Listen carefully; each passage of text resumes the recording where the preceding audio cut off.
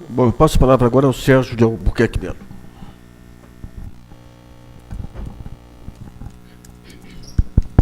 Boa noite, quase boa noite, né? Boa tarde a todos. Eu vou ser breve, porque a gente já está avançado aqui na hora. E a apresentação tem muitos slides, vou tentar encurtar. Bom, isso aqui é basicamente um testemunho de uma empresa que está, como vocês viram, bem no centro da cadeia da indústria naval. Sociedades classificadoras, elas têm o dever de emitir os códigos de construção, projeto de construção desses navios, dessas embarcações e das unidades offshore, e também elas fazem um papel de verificação da conformidade desses critérios, não só durante o projeto, mas também durante a construção e durante a vida em serviço, né, dessas unidades. O Bureau Veritas é uma das sociedades classificadoras. Essas empresas são muito antigas, né? Por exemplo, o Bureau Veritas foi fundado em 1828 e está presente no mundo todo. Então, nós temos uma exposição a essa indústria que é de muito longa data, global e muito profunda, porque nós trabalhamos junto com os estaleiros. Na verdade, os estaleiros têm que obedecer aos critérios das classificadoras para projetar e construir os navios.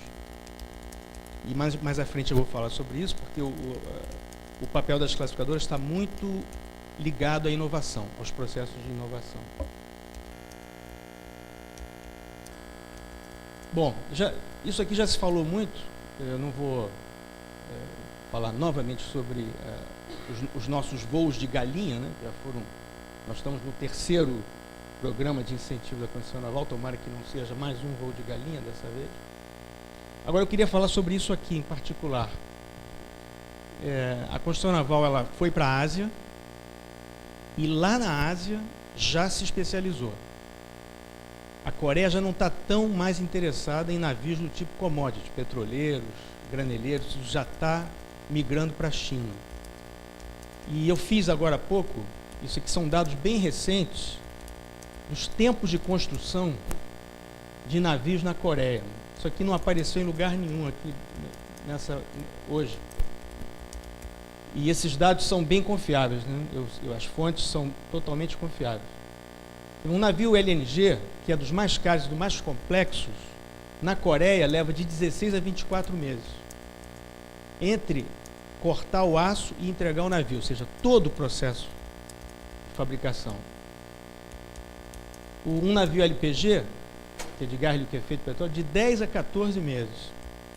Um container de 9 a 12 meses. Até eu mesmo fui lá confirmar com o pessoal que estava lá. Falei, é isso mesmo? 9 meses? É isso mesmo. 9 meses. Entre começar a cortar a chapa e entregar o navio. Navios petroleiros, de produtos, de 10 a 13 meses. Um FPSO, que é bem complexo, 24 meses. No Brasil, um petroleiro leva 44 meses, 39, 40 meses, hoje em dia, para ser feito. Então, nós estamos muito longe, realmente muito longe. Aqui eu estou falando dos navios complicados. Esse LNG é um navio complicado de fazer.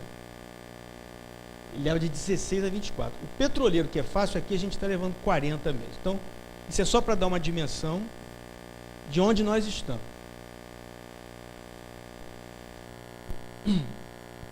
Eu acho que esse aqui basicamente é o resumo da minha tese. Isso aqui, o testemunho que eu queria dar, um testemunho quase pessoal. Eu sou engenheiro naval, hoje no almoço estava dizendo, eu trabalho há 33 anos nessa sociedade classificadora, fazendo esse trabalho. Então, meu testemunho pessoal é que, para que haja competitividade, o mais importante é você sair na frente, é ter o que os outros não têm, ou seja, inovar. Mas para que haja inovação, a inovação é o fim da cadeia, não é o início. Em muitos momentos, a gente trata a inovação, tem que inovar, então vamos começar aqui o processo inovando. Não é assim. A inovação é o resultado de um processo. que envolve a integração, ou seja, a integração é a abordagem sistêmica lá. É a abordagem sistêmica, é aquilo que a gente estava falando aqui. Inclui todos os elementos, inclui a indústria, no caso estou falando, obviamente, da indústria naval, inclui a indústria, inclui as empresas de navegação. Eu vou ter um exemplo mais à frente, vocês vão entender o que eu estou dizendo. Os outros modais e, last but not least, a legislação e a regulação envolvidos. Porque se a legislação estiver errada, e tem muitos erros na legislação, tem muitos erros nos marcos regulatórios, nada disso funciona. Então a discussão tem que ser global, a discussão tem que ser técnica e tem que ser também jurídica. Porque as coisas têm que andar para e passo. Isso não garante, se nós fizermos todo esse trabalho, isso não garante esse espírito aqui de colaboração. Isso, nada está garantido. Então, a colaboração é um produto cultural. E no Brasil, infelizmente, nós não temos esse espírito. Nem dentro do, digamos assim, do setor específico da construção, nem em setor nenhum. No Brasil, a gente não consegue colaborar direito, por algum motivo. Mas, ainda assim, é muito importante que haja, num mundo de parcos recursos, nós temos que otimizar. E num mundo de muitos riscos, nós temos que compartilhá-los. E aí sim, aí você gera realmente inovação. E a inovação, você tem duas categorias de inovação. Você tem a inovação que é prover soluções novas para problemas antigos, que é importantíssimo. E você tem a inovação que é caracterizada pelos projetos visionários, os projetos para o futuro, ou seja, aquilo que não existia antes que passa a existir. São duas inovações totalmente diferentes. Uma parte de uma realidade, a outra inventa uma realidade. Bom, tudo isso a gente tem na construção naval e na indústria naval. Bom, então vou fazer rapidamente dois exemplos. Vou dar dois exemplos disso aqui que eu falei. Um exemplo que eu estou trazendo de uma empresa que é a Norsul, e o autor dessa apresentação, a apresentação toda foi cedida pelo presidente da Norsul, o Ângelo Baroncini, que também é vice-presidente do Sindarma e também é vice-presidente da ABAC, que é a Associação Brasileira de Armadores de Cabotagem. E ele contou essa história, e é muito interessante. Bom, a Norsul é uma empresa brasileira que tem 500 mil de toneladas de porte bruto em operação, ou seja, é um armador brasileiro. A gente falou que os armadores brasileiros tinham desaparecido, está aqui um deles, com bandeira brasileira e tudo mais. Bom, o que eles tinham lá? Um cliente, Aracruz Celulose, que queria fazer um transporte evitando a rodovia. E eles, a 4 mãos, está lá escrito, a 4 mãos, eles desenvolveram a ideia para que o tempo de travessia fosse mínimo e que o tempo de carga e descarga permitisse a operação contínua. Então eles fizeram um investimento num terminal, o cliente fez um investimento, e aí aqui entra a parte de regulação e toda a questão do marco jurídico para isso, porque eles têm que tratar o terminal, é um terminal privativo, dentro da legislação ambiental. Isso aqui é um grande problema, e eles fizeram isso, mas adequaram. Depois, o projeto foi feito, e aqui, vou contradizer meu colega de bancada aqui, o projeto foi feito no Brasil, o projeto do comboio. Você conhece esse projeto? Então, Progemar. Então, é um belíssimo exemplo de inovação envolvendo todos os atores. Aqui estão algumas fotos do negócio. Essa é uma das cargas, são 3 cargas que eles usam, e está aqui o exemplo de uma das... Isso aqui não é um navio, isso aqui é uma barcaça e um empurrador. Então são comboios, barcaça e empurrador, que fazem um trajeto praticamente como se fosse um trem. Eles chamam de ferrovia marítima, porque o empurrador chega, deixa a barcaça, pega a outra, vai embora, aquela desembarca, ele está chegando no porto para recarregar e volta e faz um circuito dessa forma. esse caso aqui é excepcionalmente, digamos assim, emblemático do que pode gerar inovação. Aqui você gera vantagem competitiva, aqui você gera margens muito mais elevadas, você gera para o país um valor excepcionalmente grande, você está tirando o caminhão da rodovia, você está gerando valor para as comunidades, onde você vai criar terminais, onde você vai criar polos para atender essa atividade de transporte. Então, existe aqui um efeito muito positivo em praticamente todos os aspectos. Então, isso aqui são exemplos, as diversas cargas. Aqui é o case 2, em que você tem novamente um terminal privativo, ali está a barcaça, já é diferente. Está vendo aqui a barcaça com o empurrador e a barcaça sem o empurrador. Eu posso dizer que fazer essa união aqui não é simples, e eu me lembro de ter, quando eu era menino, que eu fazia a aprovação de estrutura lá de barcaça para a Lagoa dos Patos, de ter visto uma que não foi bem calculada e que na Lagoa dos Patos se arrebentou completamente, não voltou para casa. Então, isso aqui não é simples, porque isso aqui é navegação costeira, então é no mar.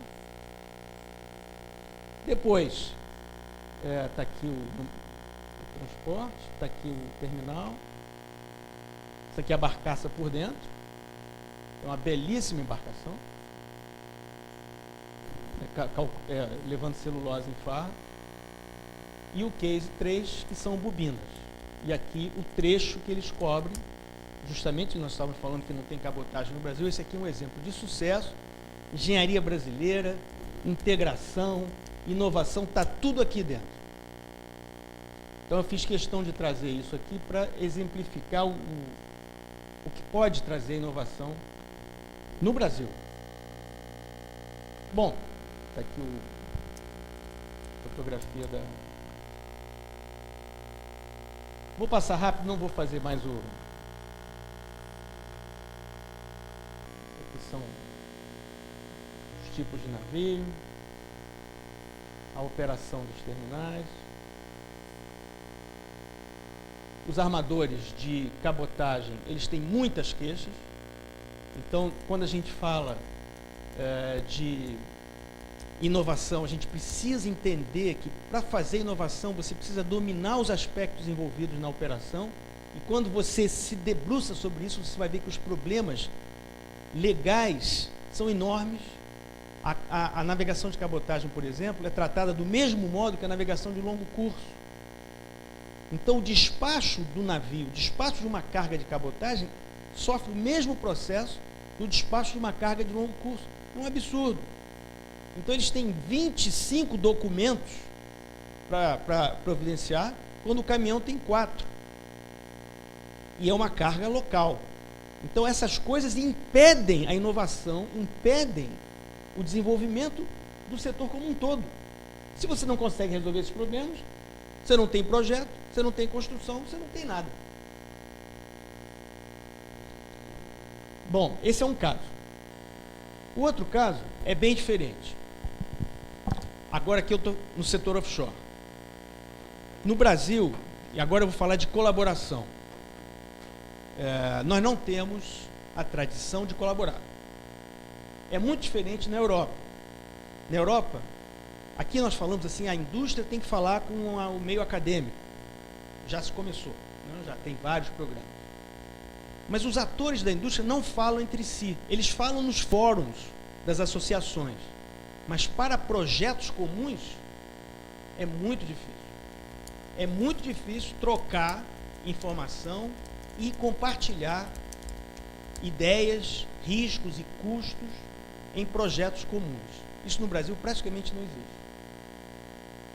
Para a área offshore, o Bureau Veritas, há coisa de uns 3 anos atrás, promoveu um fórum, a gente chamou de Comitê Offshore para Pesquisa, Desenvolvimento e Inovação, cujo objetivo é fazer com que as empresas se falem.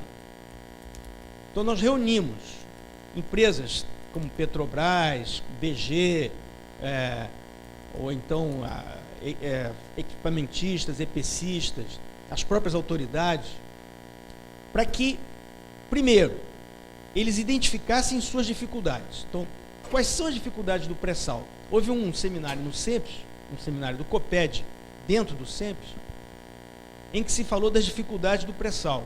Foi excelente. As empresas todas ouviram da Petrobras, e a Petrobras ouviu delas quais eram as dificuldades antecipadas. Então, um dos grandes problemas, obviamente, está bem claro, é a logística. As plataformas ficam a 300, os campos ficam a 300 quilômetros, e você tem muitos problemas de logística. Desse seminário, saiu uma proposta de um JIP, eu explico, o JIP é um Joint Industry Project, que é comuníssimo na Europa, comuníssimo, mas que no Brasil é dificílimo de fazer. Mas esse é o fórum que foi lançado, já produziu um JIP, está produzindo um segundo, que é um projeto colaborativo de empresas para resolver um problema específico daquela área. Então, isto aqui vai fomentar a colaboração para que nós consigamos projetos de inovação. Então, os benefícios, obviamente, é fazer com que os projetos de P&D tratem de questões objetivas da indústria, otimizando os recursos, que já são poucos. Ele utiliza, nesse caso, para a indústria do petróleo, dinheiro carimbado. Eu ouvi de um representante da FINEP que havia dinheiro, mas não havia bons projetos, e ele provavelmente tem razão. Então, tem dinheiro sobrando para pesquisa e inovação no Brasil que não é usado. Essa é uma realidade. Depois, cria-se essa visão dentro da comunidade de pesquisadores de que o emprego da ciência, o emprego do conhecimento deles para projetos de desenvolvimento tecnológico é um emprego nobre, coisa que não era visto assim antigamente, e obviamente cria esse tipo de projeto, de IV, que é muito comum lá fora e que a gente tem que começar a praticar aqui no Brasil. Então a forma de atuar foi essa, a gente faz... Eu quero dizer o seguinte, o Fórum COPED é totalmente aberto, não tem nenhum tipo de entrave. Quem quiser participar é só dizer, eu quero participar, vai às reuniões, passa a receber o material, passa a contribuir, ouve o que as empresas têm a dizer do ponto de vista das suas dificuldades, faz propostas de desenvolvimento, e isso está funcionando muito bem. E aqui, então, a lista das atuais empresas que estão participando. Ou seja, um exemplo também de sucesso de um processo de colaboração. E só para financiar aqui os esquemas de financiamento de P&D que existem, em particular para a indústria offshore, ou seja, existem recursos para essas atividades. É isso. Obrigado.